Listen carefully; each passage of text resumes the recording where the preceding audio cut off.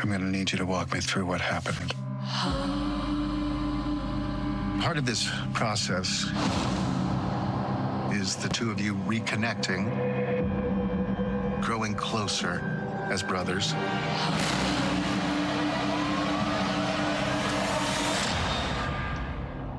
Erik and I killed our parents together, so I'd say that makes us pretty close.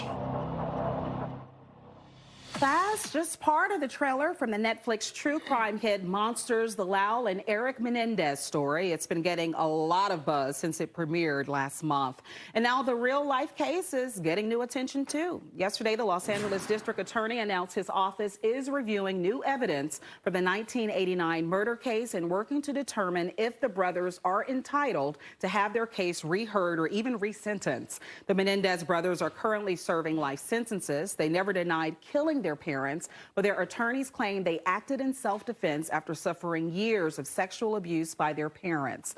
That new evidence includes a letter that Erik wrote months before the murders detailing the abuse that was allegedly only discovered years after the case. The other new evidence is a sworn statement by a former member of the band, Menudo, who claims he was also abused by the Menendez's father. But the DA also warns it's still too early to know if any of this will impact the case. None of this information has been confirmed. We are not, at this point, ready to say that we either believe or do not believe that information. But we're here to tell you that we have a moral and an ethical obligation to review what is being presented to us. The Menendez brothers will now have their new hearing November 29th. At the same time, reality star and criminal justice advocate Kim Kardashian also weighing in on the case. She wrote an essay to NBC News defending the brothers, calling their sentences to be reconsidered. The Menendez brothers have appealed their convictions multiple times unsuccessfully over the last 3 decades. And Jacqueline, you're our resident true crime reporter, also fan of series like this. What do you make of this change that we can potentially see happen out of this? So this is really interesting. Of course, you know, they've had several different appeals, but here's the thing, bottom line, even criminals, even murderers get lawyers and they have the opportunity to appeal their case. And so when new evidence like this comes to light, you have to fully, you know, bring that to fruition. You really have to bring that to in front of a judge and say, okay, what does this warrant? Where do we go from here?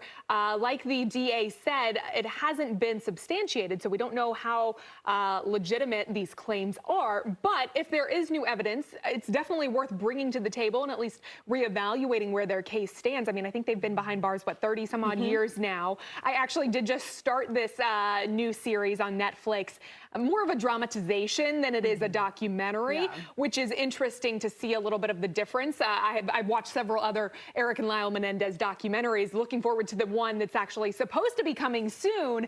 That one is actually going to speak with them. So I'm interested to hear. That's, I think, one of the first times now that we will actually hear from them and their side of the story. But it is, this is one of those stories that I think a lot of people remember from decades past, and it's really got the younger generation interested too, because this is not a case from like 60, 80 years ago. This is a case that many people still remember and we're still talking about. And I do think it's interesting.